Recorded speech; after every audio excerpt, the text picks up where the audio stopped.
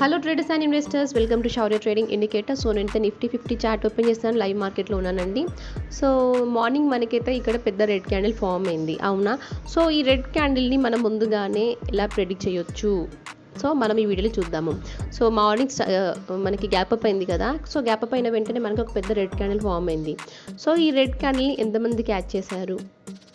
So మనం ఎలా catch చేస్తామో మన వాల్యూమ్ టేబుల్ ఉంది కదా, సో దీన్ని యూజ్ చేసుకొని మనకి రెడ్ క్యాండిల్ గురించి ఎలా తెలిసింది నేను మీకు ఈ వీడియోలో క్లియర్గా చెప్తాను, ఓకేనా? సో నేను రీప్లే ఆప్షన్ యూజ్ చేస్తున్నాను, ఇక్కడ పెట్టాను. సో ఇక్కడ నుండి ప్లే చేద్దాం మనము. సో ఇక్కడైతే మీరు వాల్యూమ్ టేబుల్ చూస్తున్నారు కదండి, ఇది మనకి నేవీ కలర్లో ఉంది. సో బేర్ వాల్యూమ్ వచ్చినప్పుడు ఇది మనకి రెడ్ కలర్లో అయిపోతుంది, బుల్లిష్ వాల్యూమ్ వచ్చినప్పుడు మనకి గ్రీన్ కలర్లోకి మారిపోతుంది. ఓకే, సో ఫస్ట్ క్యాండిల్ మనకి స్టార్ట్ అయిన వెంటనే ఇక్కడ ఏమైపోయింది అంటే మనకి బేర్ వాల్యూమ్ వచ్చింది, ప్లస్ 27 మిలియన్స్ ఆఫ్ వాల్యూమ్ వచ్చింది ఒకటేసారి. అందుకే మనకి పెద్దగా మనకి రెడ్ క్యాండిల్ ఫామ్ అయింది, ఓకేనా? సో ఈ రెడ్ క్యాండిల్ మనకి మార్నింగ్ ఫస్ట్ క్యాండిల్ పైనే 9:15కి మార్కెట్ స్టార్ట్ అవుతుంది కదా. సో 9:15, 9:16 ఆ టైంకి ఒకవేళ మీరు ఎంట్రీ తీసుకున్నా కూడా మన టార్గెట్ వచ్చేసి ఈ నియర్ బై సపోర్ట్ రేంజ్ మన టార్గెట్ అవుతుంది, ఓకేనా?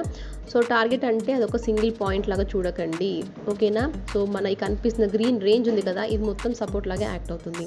అండ్ ఇక్కడ కనిపిస్తున్న రెడ్ రేంజ్ ఉంది కదా, ఇది మనకి రెసిస్టెన్స్ లాగా యాక్ట్ అవుతుంది, ఓకేనా? సో నేనైతే నీకు మార్కెట్ టైంలో మేము చెప్తాను సపోర్ట్ అండ్ రెసిస్టెన్స్ ఒక సింగిల్ పాయింట్ చెప్తాం కదండి, అంటే ఒక వాల్యూ చెప్తాము. కాకపోతే ఆ వాల్యూ ఒక్కటే కాదండి, రేంజ్ ఉంటుంది. సో ఇప్పుడు మీరు చూస్తే ఇక్కడ ఈ రెడ్ కలర్లో ఉన్న రేంజ్ మొత్తం మనకి రెసిస్టెన్సే, అంటే మార్కెట్ ఈ రేంజ్లో ఎక్కడైనా రెసిస్టెన్స్ ఫేస్ చేసే ఛాన్స్ ఉంటుంది. అండ్ ఇక్కడ కింద చూస్తే మీకు సపోర్ట్, ఓకేనా? ఈ సపోర్ట్ రేంజ్లో మార్కెట్ ఎక్కడైనా సపోర్ట్ తీసుకునే ఛాన్స్ ఉంది. సో ఇలా మీరు అనలైజ్ చేయండి, చాలా ఈజీగా ఉంటుంది, ఓకేనా? సో నేను మళ్ళీ ప్లే చేస్తున్నాను.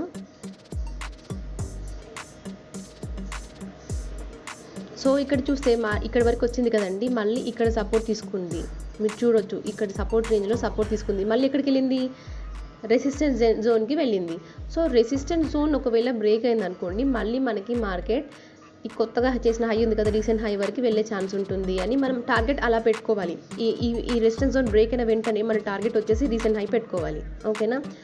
లేదంటే మళ్ళీ ఇక్కడ నుండి కిందికి వచ్చే ఛాన్స్ ఉంది అని అనుకోవాలి. సో మీరైతే చూస్తున్నారు మార్కెట్లో మన రెసిస్టెన్స్ జోన్ నుండి మార్కెట్ మళ్ళీ మనకి కిందికి వచ్చింది, అంటే బయ్యర్ జోన్కి వచ్చింది. సో చూస్తున్నారు కదండి, సో ఇక్కడ వరకు వచ్చింది, మళ్ళీ కొత్తలో ఫామ్ చేసింది ఈరోజు. సో మళ్ళీ ఇక్కడ సపోర్ట్ తీసుకుంది, మళ్ళీ పైకి వెళ్ళింది. సో సపోర్ట్ అండ్ రెసిస్టెన్స్ మధ్యలో ఇక్కడే మార్కెట్ కన్సాలిడేట్ అవుతుంది, అంటే ఈ మార్కెట్ ఈదర్ సపోర్ట్నైనా బ్రేక్ చేయాలి, లేదంటే రెసిస్టెన్స్నైనా బ్రేక్ చేయాలి. అప్పటి వరకు మార్కెట్ కన్సాలిడేట్ అవుతూనే ఉంటుంది.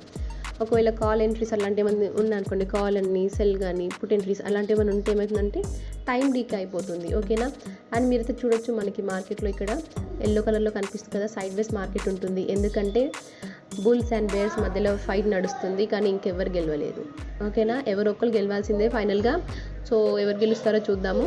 Thank you for watching.